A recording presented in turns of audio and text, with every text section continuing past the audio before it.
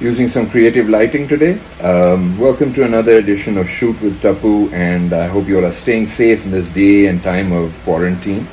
Today we have a really easy one. We're going to do a bit of, I guess, home craft. We're creating a camera obscura or pinhole camera.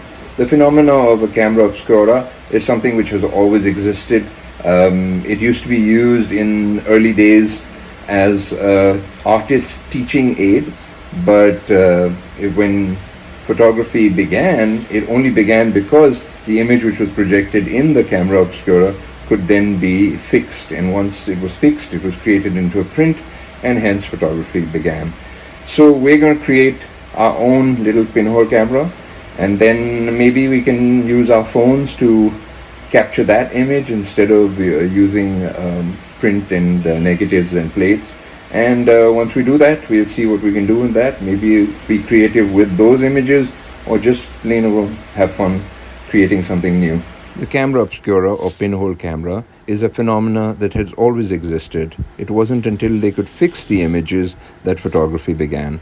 Here's one of the earliest KODAK cameras. This is a Brownie, which is basically a pinhole camera with film in it. It became very popular in the 1930s. It's a really simple camera. All it is a box, like a pinhole camera, with a hole in the front, which is the lens. And then at the back of the box, you have, you can see the lens there. And you just have an area here where you can stick your film in it and shut it. And you have the same projection of an image from the lens all the way to the back, which will be projected on the film plate here. And all cameras work like that, even if they're super complicated, they still just do that. So that's your Brownie.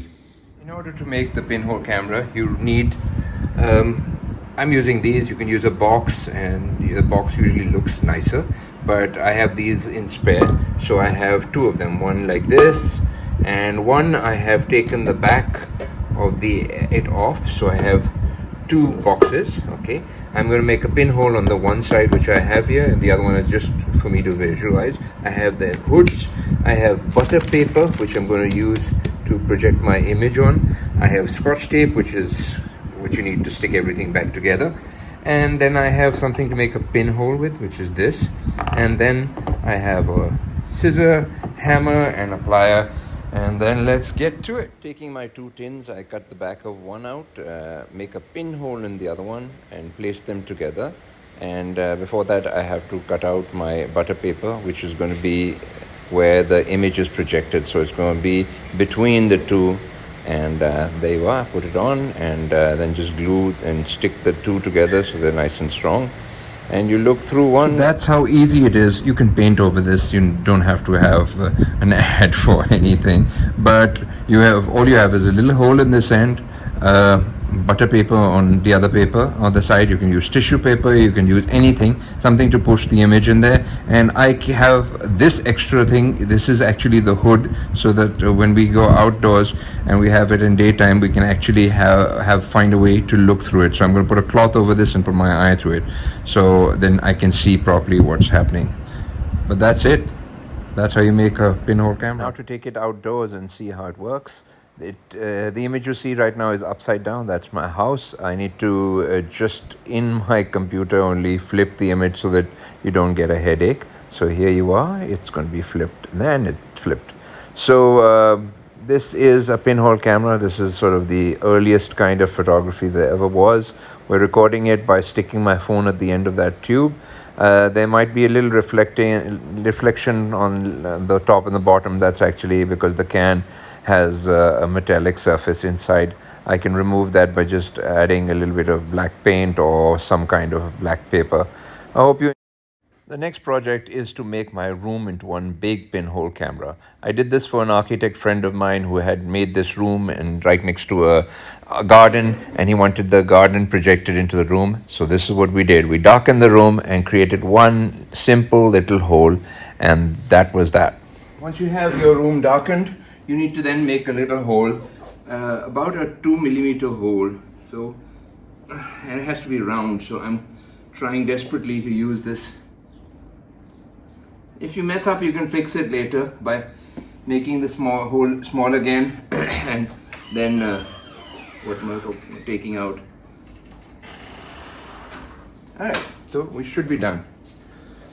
After a bit of trial and error, I discovered that the hole you need is about the size of a finger, because that is just about right. If you have it larger, then you end up having blurred out pictures.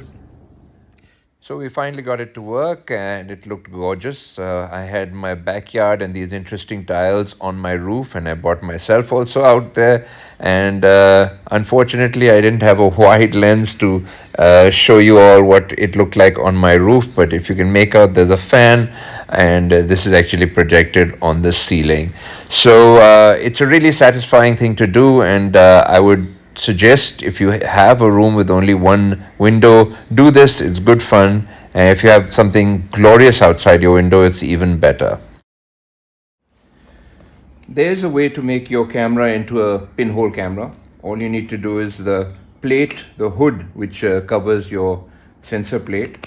If you take a hot needle and pierce this, you'll get you make this into a pinhole camera. But the point is, you have to have tons of these spare, because we end up losing them. And if you have one with a hole in it, don't use it again, because you're going to get dust on your sensor plate.